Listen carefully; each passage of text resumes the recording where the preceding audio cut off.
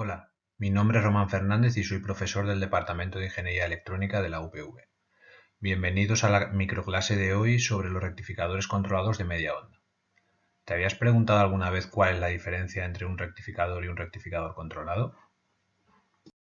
Tras el visionado de este objeto de aprendizaje, serás capaz de describir el funcionamiento de los rectificadores semicontrolados e identificar sus parámetros característicos. También podrás analizar el circuito de control de un rectificador semicontrolado de onda completa y aplicar este sistema para controlar la velocidad de giro de un motor de continua.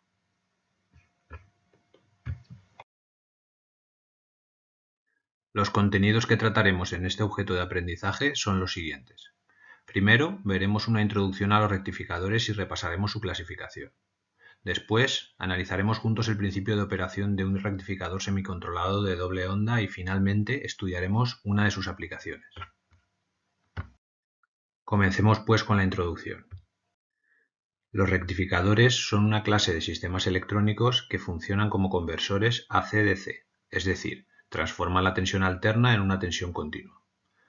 La implementación más sencilla de un rectificador es el denominado rectificador de media onda, que se basa en el empleo de un diodo. En este caso, el diodo solamente permite el paso de los semiperiodos positivos de la tensión de entrada. Cuando queremos rectificar tanto los semiciclos positivos como los semiciclos negativos de la tensión de entrada, se emplean los rectificadores de onda completa, cuya topología típica mostramos en pantalla. Esta estructura se basa en el denominado puente de diodos, compuesto por 4 de estos componentes. Normalmente, los rectificadores incluyen una etapa final de filtrado que disminuye el rizado de la señal de salida que vemos en pantalla. En los circuitos rectificadores se pueden sustituir total o parcialmente los diodos por tiristores. Estos componentes se usan para la regulación del valor eficaz de la tensión en la carga. La sustitución del diodo por el tiristor permite retardar la entrada en conducción del mismo, lo cual ocurre cuando se cumplen dos condiciones. La primera, que la tensión entre sus bornes es positiva, y la segunda, que se inyecta un pulso de cebado a la puerta del tiristor. El parámetro fundamental de estos rectificadores con tiristores será el ángulo de disparo, de forma que un tiristor conduce con un retardo con relación al instante en el cual conduciría el diodo al que ha sustituido. Los rectificadores con tiristores utilizan los mismos esquemas que los rectificadores con diodos, si bien aquí hay que distinguir entre dos tipos. Los rectificadores semicontrolados, formados por tiristores y diodos, como es el caso del que tenemos en pantalla, y los rectificadores totalmente controlados, formados únicamente por tiristores. ¿Cómo generamos las señales de control necesarias para el adecuado disparo de los tiristores? A continuación, profundizaremos en el principio de funcionamiento de los circuitos de control. En la imagen se muestra la implementación de un rectificador de doble onda semicontrolado.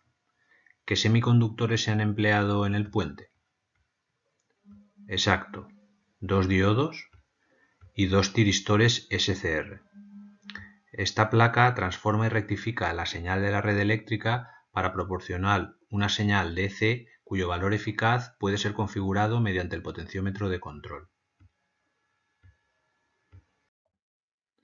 Este es el esquemático de la placa de circuito impreso. El puente de diodos se encuentra en la parte superior, donde se pueden observar los dos diodos y los dos tiristores SCR.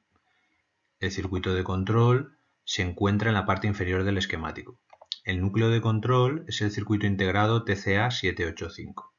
Este elemento genera la señal de disparo que se aplica a los SCR. El TCA785 se sincroniza con la señal de entrada al rectificador a través de su pin número 5. Notemos el empleo de dos diodos de protección que evitan sobretensiones que pueden dañar el integrado. A partir de esta señal de sincronismo, el TCA785 genera una señal en diente de sierra con una amplitud dependiente de los componentes conectados a sus pines 10 y 8, R-ramp y C-ramp respectivamente. Internamente, el TCA785 usa esta señal para compararla con la señal de control continua que se introduce a través del pin número 11 para generar el tren de pulsos de disparo del rectificador. A mayor tensión de control, menor ángulo de disparo. Si os fijáis en el esquemático, podemos variar la tensión de control en la PCB mediante el potenciómetro R17, lo que nos permitirá a su vez variar el ángulo de disparo y por tanto el valor eficaz en la tensión de salida del rectificador. El pin 12 del TCA785 sirve para controlar la duración de los pulsos de salida. Según conectemos un condensador, ground o lo dejemos en circuito abierto, el integrado se comportará de manera diferente.